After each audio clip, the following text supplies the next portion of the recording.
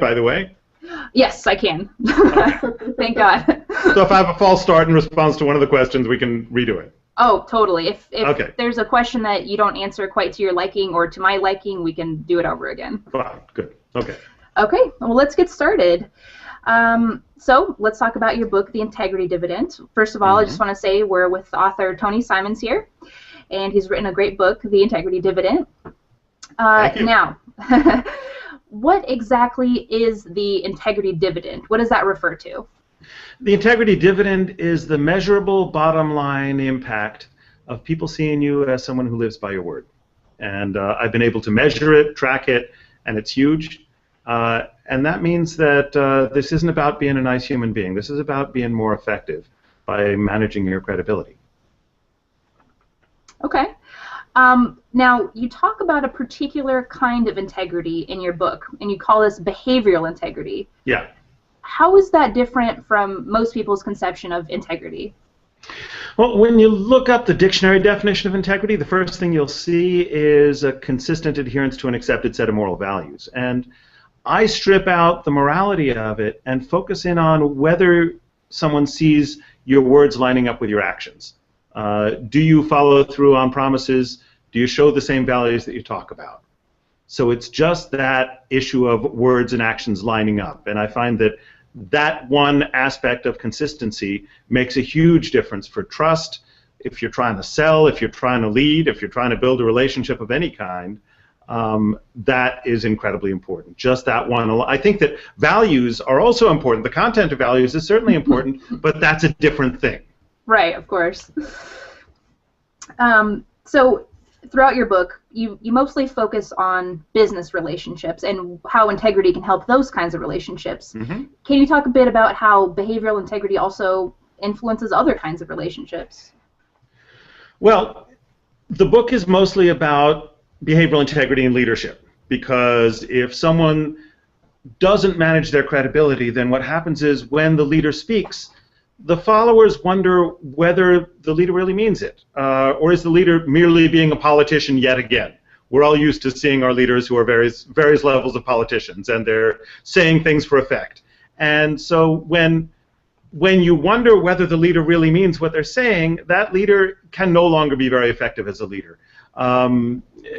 Leadership is defined in terms of being able to get your people to bring their heart to their job and bring everything they have to the task at hand.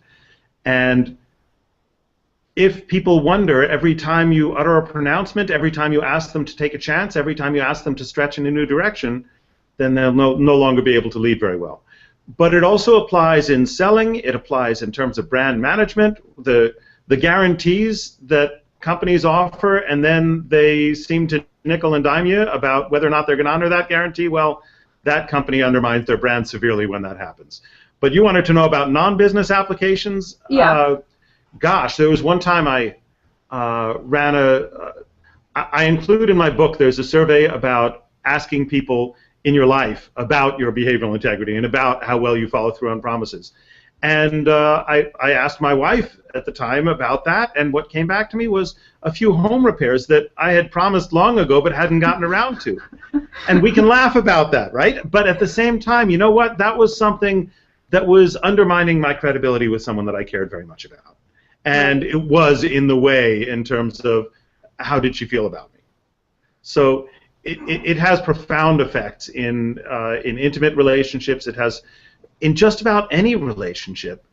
It's not all it takes to be consistent in this manner. It's not all it takes in order to build trust. It's not all it takes in order to lead. But nothing happens without it. That is, if your word isn't good, you can't get out of the starting blocks, no matter what you're trying to build. Yeah, I agree. So how do you structure your book? How do I structure my book? Well, the book is designed to be easy to process. So what happens is in the first chapter, I talk about the empirical research that I had done. I've done some surveys. Actually, since the book was published, I've done a whole lot more. But I've done surveys at companies. In this case, I'm talking about a large-scale survey at a hotel company where I was actually able to measure the bottom line impact there. So I surveyed employees at 76 hotels and averaged up the employee responses to questions like, when my boss says something's going to happen, I'm sure that it's really going to happen. And my boss shows the same priorities that he or she talks about. And I asked that kind of question, and then I averaged them up for each hotel. And then I was able to line those scores up with the profitability of each hotel and the employee turnover and the guest satisfaction scores. And I found that there was an incredibly strong predictive power, and that's the integrity dividend, that in fact a difference between two hotels of a quarter point on a 10-point scale translates to a predicted difference in the profitability of those two hotels of $250,000 per year. So, and that's amazing. for a quarter point on that 10-point scale. That means that's hugely powerful, right? And it suggests that the difference between a hotel where the people are pretty good at 7.5 or 8 and a place where people are really good at 9.5 or 10 is about 20% of revenues is being translated to profits. Now, that's not what I can promise to anybody, but it still suggests that it's hugely powerful. Mm-hmm. So that's the first chapter, is just laying out that empirical stuff. And then I started to interview executives. And I asked them about, this is what I'm seeing, what's it look like in your world? Where do you see it?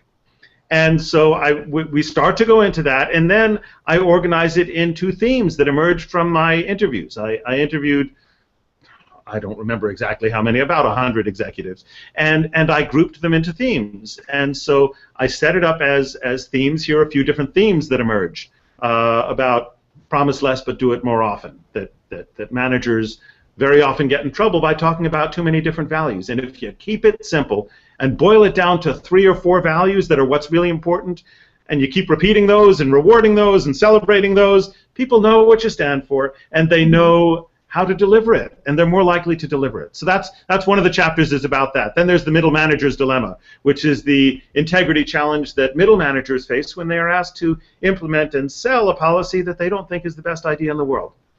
And it's really ironic, because I was interviewing a lot of senior executives who were very sympathetic to the cause, and they would say, you know, that sounds important, but I can't imagine that it happens around me, that you know, my people all, they say their piece and then they move. And then you talk to middle managers and they're like, wait till I tell you what happened last week. I mean, this is very much a part of the everyday life of the middle manager. So I set up the chapters around themes. There's one on integrity as a personal discipline. There's one on the communication aspect of integrity and how so many broken promises are the result of bad communication and misunderstandings. So you can avoid a lot of that just by polishing up your habits. Right. So it's organized by themes, and then each chapter ends with, here are a few things to think about, and here are a few practices that you can put in place to strengthen the muscles and to notice when there's a problem. So it has these, you know, think about this and put into practice these things, and these will help you address this problem. So it's very easy to skim and get some value out of. Yeah, I agree. I've noticed that every chapter was very easy to read. It had a lot of real-world examples, and I really like the structure of the book. Thank you. Have you tried any of the exercises? Not yet. Some of them are a little scary. You know, I would like to, and I regret that I'm not in more of a position of leadership where I can actually implement some of these behaviors. I wish I could, but it doesn't really apply to much of my life aside from, you know, following through on what I say. Well, take a look at the chapter on integrity as a personal discipline, because those are things that everyone, you know, take a look at your to-do list, and whether you have your to-do list compiled from all the different sources or do you have separate to-do lists for home and work and whatever. You know, and there are some pieces that you can put right into practice on that, and you'll find it's rather profound. It's a serious and daunting challenge. I don't offer easy answers. This isn't about an easy practice. It's hard to consistently live by your word, and it's harder still to communicate so well that people get that that's how you operate, because people will bring their subjective assessments to it and their baggage to assessing your integrity. And so in order to really manage behavioral integrity, you got to be working on both the side that is, how can you live better by your word, and also how can you communicate more effectively and more clearly so others get it. And so that's a tall order. It's not easy stuff, but frankly, I don't think the easy answers work. I think this is just fundamental, and part of why I wrote this book is because many different leadership concepts, leadership theories, will talk about the importance of walking your talk. They'll mention that in a sidebar somewhere that, oh, by the way, this is important. Right. But I think that it needs to happen first. I think that it's so important that it needs to be stripped down of all the other trappings and placed at center stage, because if you want to develop leaders and you want to develop your own leadership capacity, you need to work on this first. You need to work on. Agree.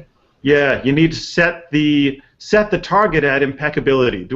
How close am I getting to 100%? Don't settle for I'm pretty good at following through. You want to go up for 100% so that it's remarkable how consistently you follow through. Because that's where you can really stimulate amazing loyalty and inspire phenomenal performance. You spoke about people's psychological, basically biases or what they bring to the table before they even met you. So if someone is, they follow through on everything that they say and they communicate clearly, there's still these filters that people still interpret your behavior through. Yeah. I mean, is there anything you can do with that? I mean, what else can you do? Well, part of the perception process that we all go through is we're all wearing virtual reality helmets. That is to say, we have these filters on, and the filters, if I were to summarize what all the different biases and shortcuts that we go through, what they all do, is they all filter the world to make it look like the way we expect it to be. Okay, we have what's called selective perception and confirmatory bias, and what that does is it filters out the information that we don't expect. So we tend to see more of what we already expect. And we also act in ways that confirm what we already believe. That's called a self-fulfilling prophecy. So, you tell someone they can do something and they'll often rise to the challenge. I mean, I can't all of a sudden become a brain surgeon, but if I believe I can do something, I'm going to be way more competent at it than if I believe I cannot do something. So there's confirmation at that end too. So we are very much wired to confirm what we already believe and expect. Now, most of the people that we take on as employees, we're not the first boss that person ever had. And you know what? There are so many shoddy bosses out there that most of your people will have been screwed over at some point in time. And and we also live in a time of great cynicism. We're seeing our politicians lying all left and right, and deceit has become a regular part of that discourse. And so everyone starts off with a load of cynicism. And that means that when you take on an employee, that employee is looking at you and not necessarily expecting you to follow through on your word. You're starting out in a hole, and you can dig your way out of a hole, but it takes some work. You need to surprise people a little bit by coming through with a promise that they didn't think you would come through with. So yes, you can dig your way out of that, but it takes a lot of work. It takes many more instances of truth-telling, for example, to convince people of your honesty. It takes, how many times do you have to tell the truth in order to be an honest person? And the answer is all the time, right? There was one time when someone said 3, and I'm like, wow, 3? That's amazing. If it's 3, then I have a bridge in Brooklyn I can sell you. But so you have to tell the truth all the time in order to be an honest person, but you only have to lie once in order to be a liar. And so the digging out of a hole is much harder. It's much slower to build people's faith in you than it is to break people's faith in you. It's very easy to break people's faith in you. And it takes a lot of work to dig your way out. But again, no, this isn't easy, but it's the only game in town, and you can't not have that happen. What's that noise? Is that at your end? Yeah, I'm sorry about that. We should let's maybe redo that one again. I mean, that was good, I think. I mean, it was a great answer. Yeah. And I think we got the gist of it. I think towards the end you started repeating yourself, so I think we can just. I have a question though. Oh, one second. Does his audio fix when we get the video? It should be synced up. Yeah. Okay. Yeah, we were just wondering because as you're appearing to me, it doesn't look like your audio is synced up. It's an easy fix. I just wanted to make sure that. But once we actually watch the recording, it will be synced up. Okay. Just want to make sure. Now, so you've talked about sort of selective. What was the term you used? Selective perception. Yes, selective perception. You mentioned self-fulfilling prophecies. You also talk about cognitive dissonance. Mm-hmm. Can you explain what that is and how that applies to sort of the slippery slope of how behavior gets worse and worse? Sad but true. Okay. There are two. Let me think about this. There are two what I call accelerators or enhancers that cause behavioral integrity, small actions, to have very big consequences. One is what we already talked about, how in people's perception process, the perception process has momentum to it, and people tend to build a case for what they already believe and expect. So what that means is that once people start to see you as a little bit of a hypocrite, they're going to start looking for the instances where you're hypocritical, and they're going to notice it more and more. And that means that small errors can have very big consequences. But there's another thing that increases that effect further, and that is the fact that when a person is forced to behave in a way that is inconsistent with their words, when a person does it for expedient reasons or whatever the immediate circumstance is, you tend to desensitize yourself to it because no one likes to think of themselves as inconsistent or hypocritical. Mm-hmm. And as you desensitize yourself to that, as you stop noticing it, you become more and more likely to make those mistakes. Mm-hmm. So it builds up momentum that way too. Once you start slipping, it's more likely for you to slip more and more and more. And once people start noticing you're slipping, they're going to notice more and more and more. So what ends up happening is that one or two small slips can snowball. So it really takes a lot of vigilance. It really needs to be job one for leaders, and I would argue other people as well, to manage their credibility. That managing your credibility has got to be the first thing you think of in the morning. And it's got to be the first thing you think of when someone asks you to make a promise. You need to think about, can I really make this promise? And do I really want to make this promise? Given the other things that are on my plate, the other agenda items, the other priorities that I have. We all need to be more cautious about the commitments we make, more deliberate about that process. Now, you can't avoid making promises and commitments altogether, because then you don't get anything done. Right? And you could say, well, the safest way to manage your behavioral integrity is never make a promise to anybody. But then you never get anything done, and you never build a relationship. The process of building relationships is about taking chances, it's about making commitments, and it's about following through on those commitments. And the more of those commitments you follow through on, the more people realize that they can rely on your word. The more they can rely on your word, the more access you have to their heart. Well said. Thank you. Do you think then, scandals such as the Enron scandal started with little slips here and there, or, is that a different kind of situation? I mean, it's hard to say, of course, but... Yeah, I mean, I tend to think that, true evil is really quite rare, and people of malicious hearts, or most people don't have malicious hearts. But I do think that we all have a very large capacity to kid ourselves and to justify what we do, and that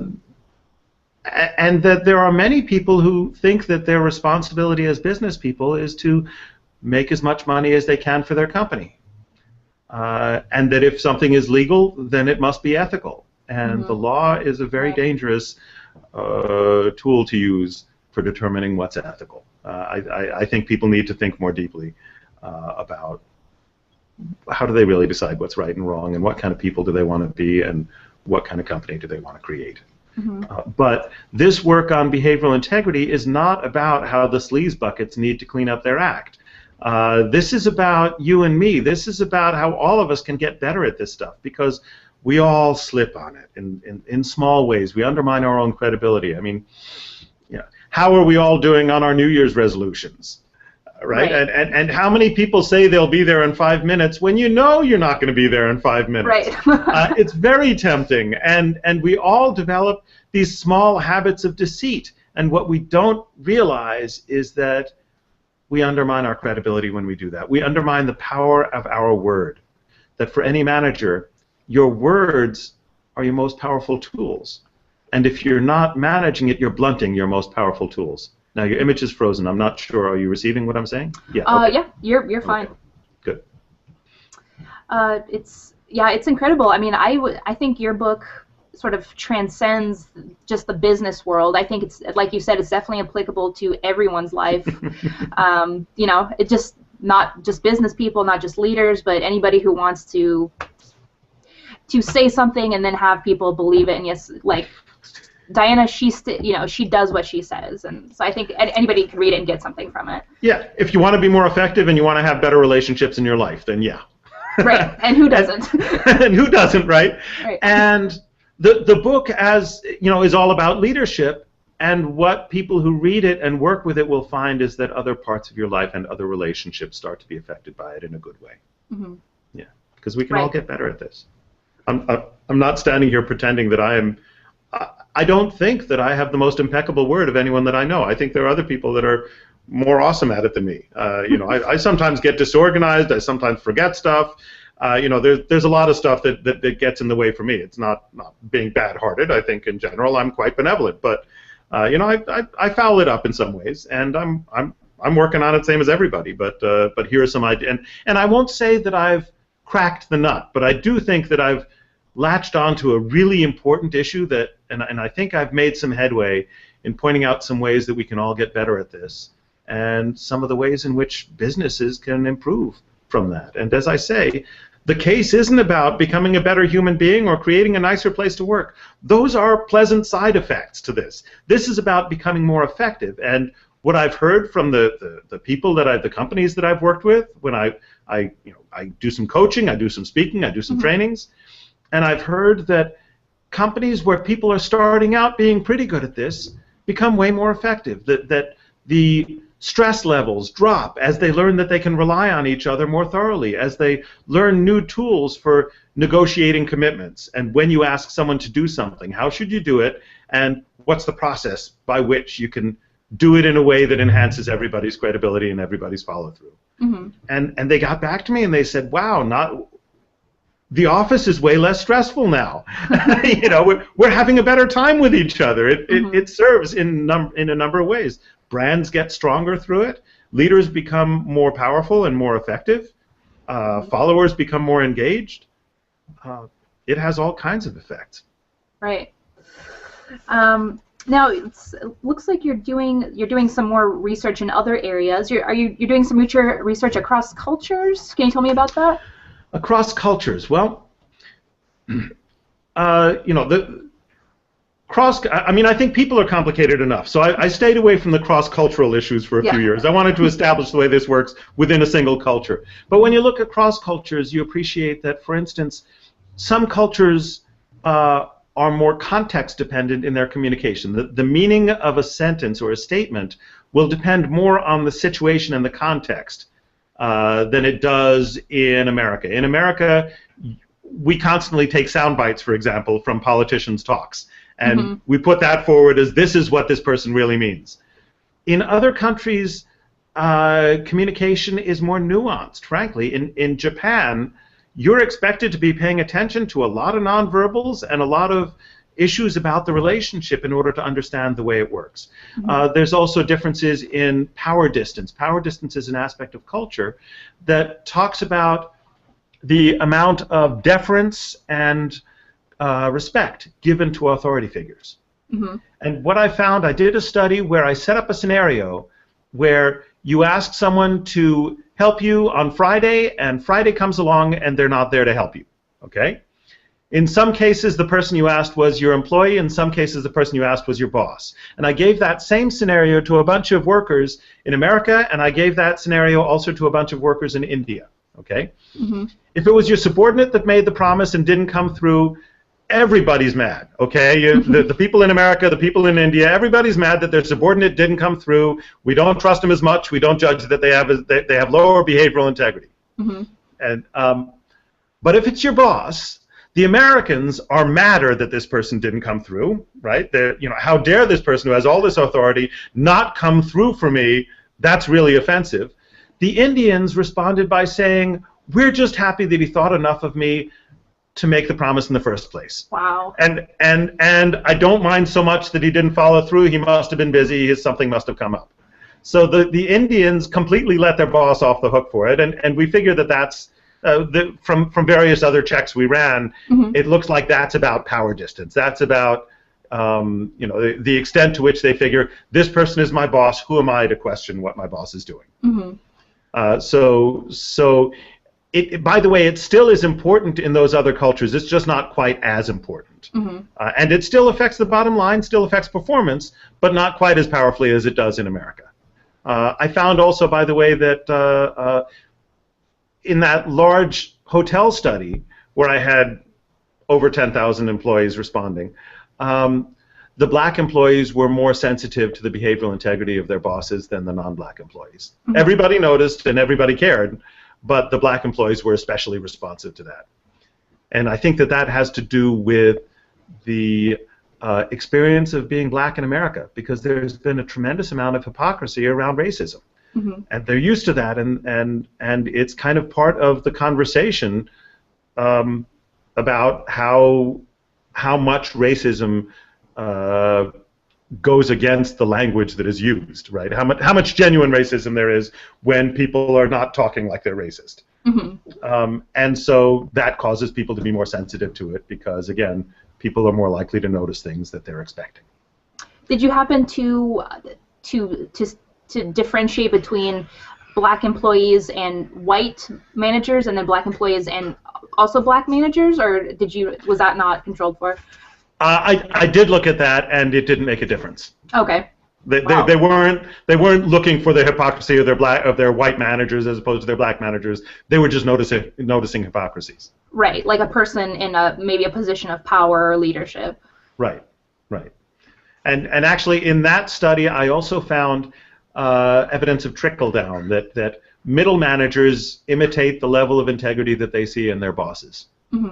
So integrity does trickle down through the organization. That was part of how I gauged that it was about sensitivity, that it wasn't that black employees were more critical of everybody, it was just that they noticed when there was a flaw and they responded more harshly to it. Now, back to middle managers, can you talk a little bit more about the middle manager's dilemma? Well, as I mentioned before, middle managers are in a very challenging place because they often are in a position of implementing policies and selling policies even when they don't agree with them. And it was kind of upsetting for me to write the chapter because I didn't have a silver bullet about how to manage that. If you're in the senior management position, the answer is get more input from your subordinates and have them participate in the decision-making process so they can buy into it more fully. If you're in the middle manager position, it's about equipping yourself with the information, trying to figure out what makes this policy make sense. So how can I sell it, and how can I sell it without being insincere? What is the justification? What is the rationale? And what is the way in which it makes sense?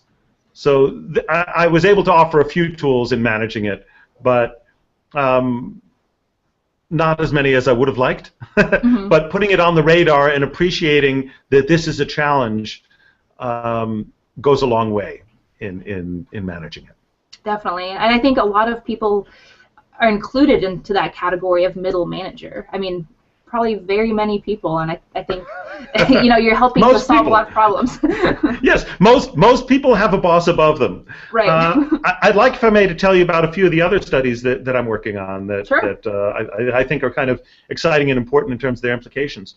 One is that a student approached me, a graduate student in education, who gave behavioral integrity surveys to middle school and high school students to ask them about the behavioral integrity of their teachers.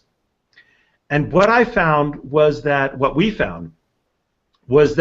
the teachers, when teachers were rated as having higher behavioral integrity, the students in those teachers' classrooms scored better on the standardized tests. They learned better from those teachers. Wow. They learned better from the teachers that they judged as modeling the behaviors that they were being asked for. Which suggests, right, if part of a manager's job is to educate. If you want to educate, behavioral integrity makes all the difference. We see that with coaching as well. Coaching is effective in causing employees to be more inspired and to be more effective if and only if they see the coaches having high behavioral integrity. If they see the coaches having low behavioral integrity as not living by the words that he or she is talking about, it backfires. Mm-hmm. I see the same thing. I'm looking at something called ethical leadership, which is leaders' efforts to shape the ethical climate of the company, right? By talking about ethics, by rewarding, by setting up contingencies, by rewarding ethical behavior and things like that.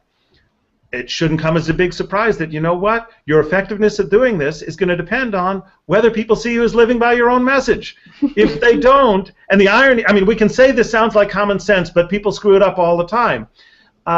When the manager is seen as not living by their own message, it backfires, and you end up being farther behind than when you started. I would argue the same thing happens with regard to mission statements. I would say that the company that drafts a mission statement that lives in a desk drawer somewhere is farther behind than if they hadn't done a mission statement at all.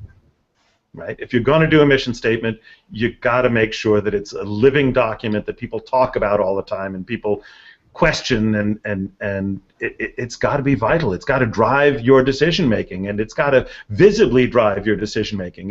If the statement of values and your mission statement lives in a desk drawer, then it's just an invitation to hypocrisy. Right. And you talk about, if you do have a mission statement or if you do make promises, make 3 good ones instead of 10, iffy ones, basically. Well, when someone sets up a statement of values and they list 10 or 15, you end up not knowing what they value. Okay, that it's got to be 2 or 3 or 4 values in order for people to know where you stand. And if you have just a few, that's the promise less, but do it more often. I talked with a guy named Michael Kay, who ran Sky Chefs. He was the CEO of Sky Chefs, which was an airline caterer back before airlines discovered that pretzels work as the all-purpose food for breakfast, lunch, or dinner. And so he took over Sky Chefs, and they were last place in their competitive set. They were at 5th place out of 5 airline caterers, and their stock price was around $13 a share. And in the space of 10 years, he took their stock price up to $11,000 a share, and he moved them up to 1st place in their competitive set. And he did it by focusing on just a few values. He said, the 3 things that they needed at that point in time in order to get better was, let's see, one was he said, I want everyone to stretch beyond what's comfortable. I want you to ask for help when you need it and give help to each other when people ask. And I want you to recruit, develop, and retain talent. He said those were the 3 things that I talked about. Every single time I talked to a manager, I would ask about those things. If I was doing a performance appraisal, it was about those things. If a manager called me and wanted to talk about other things, I'd ask about those 3 things. I'd say, you're talking about the wrong things. Give me back to those 3 things. And everyone joked about it, and everyone laughed about how repetitive he was being, but they knew what he stood for, and they started to deliver on it. And by focusing that way, people knew exactly what this place was about, what this guy wanted, and they knew how to deliver it. In contrast, there was someone else I spoke to, a guy named John Longstreet, who took a job at Club Corp as I believe he took the job as VP Human Resources for Club Corp, which is a company that manages golf resorts, and they manage, I think it's over 100 golf resorts. 110 is the number that's coming to me. And when he first joined there, his executive team, his senior management team, asked him why he came, and he said, I came because I like the culture they here. And they laughed, and he said, excuse me, why are you laughing? And they said, because we don't really have a culture here. And what do you mean? Well, it turned out that they had dabbled in so many different management ideas over the years that nobody knew what was really important anymore. And someone had actually decided that they wanted to make one of those business cards of what are the values here at Club Corp, and they couldn't fit it all onto one card. When they did fit it all onto one card, it was too small to read. It was like over 30 different values. And so you really have to boil it down. You have to reduce it to just 3, give or take, maybe 4, maybe 2, but a really small number that is what you stand by, and you've really got to keep emphasizing those things. And if you do that, people will know where you stand, and you won't be caught out as readily, because if you have 10 or 12 values, it's very hard to consistently be abiding by all of them, because they're going to come into conflict every once in a while, and you'll constantly have to explain why you sacrifice this value in favor of another value, and so on. But if you only have 3 or 4, then you can really deliver consistency on it, and that builds morale, and it builds identity. It makes it so that your employees can identify with the company and really become committed to it. Before I ask you more questions, how much time do you have at your disposal? I'm good for another 15 minutes. Okay, perfect. And then I'll get some more in here. Okay. One of my favorite quotes from the book, let me read it to you. It says, "To create a word as good as gold, you sometimes have to demonstrate the value of your word by paying for it." Now, can you tell us what that means, and maybe give us some examples of a leader who had to pay a lot for his word? Sure. Well, one type of story that I've heard several times was how, and I've heard it at least twice. I think I've heard it more than that. Instances of firing a customer. That when a small business fires a customer, it's a defining moment, and that where the employees really rally. Let me tell you one story about that. There is a restaurant in the Boston Harbor called Anthony's Pier 4, and it's a famous restaurant. It's very successful. It's got like 700 seats. It's a big restaurant, seafood restaurant. You have your, the plastic lobsters and the lobster traps on the walls, and right. So it's a big place, and it's run by this guy, or it was run by this guy named Anthony Athanas, who was a very successful restaurateur. Ran about 8 restaurants, of which I believe 6 of them were world famous. He was that good. And a friend of mine was eating there. Place is packed, but it's kind of humming. It's a well-oiled machine, so all the restaurants are occupied and things are moving along, and all the tables are occupied, and at the table next to him, he hears a couple who are not satisfied with anything, and they're sending stuff back left and right, and they're kind of ragging on the server and giving the server a hard time and berating the server. And as they're sending back their main courses, they had already sent back their appetizers and got other appetizers, and they sent back their main courses, and with the new main courses comes Anthony Athanas, okay, the owner of the place, and so first he stands by the wall. He watches them interact with the server, right, and he's pretty quiet about it, and he watches them interact, and then he approaches their table, and he's carrying the check in his hand, and as he approaches the table, he tears the check up, and he says, "Sir, ma'am, the well-being of my employees is more important to me." He introduces himself, right? He says, "The well-being of my employees is more important to me than the well-being of my guests, and that's especially true when my guests are being unreasonable, and I'm afraid I think you are. And I am more than happy to pay for your meal tonight, but I request that the next time you go out to eat, you find someplace else to eat, because this place is obviously not to your liking." Okay. Every server in the restaurant that night knew about what happened. Every busman knew. Everyone in the kitchen, everyone in the back of house knew about what happened. Everyone at the other restaurants came to understand what happened, and it became part of the lore of this restaurant, part of a legend that talked about what's really important here. What's the stance of management and leadership here? And it created a culture that caused people to deliver extraordinary service and to be extraordinarily loyal. So you carve out your values and you stand by them, and sometimes that means paying a cost for it. In this case, he paid the cost of one dinner. Maybe it was $70, right? And what he bought was a culture. What he bought was a legend, and that was a very, very good investment for him. That's amazing. Okay, one more. Now you talk about employees, 2 kinds of employees. One is in survival mode, and one goes above and beyond and does more things in their discretionary time. Now, can you talk about sort of how these 2 mentalities develop due to the behavioral integrity of those people's boss? Sure.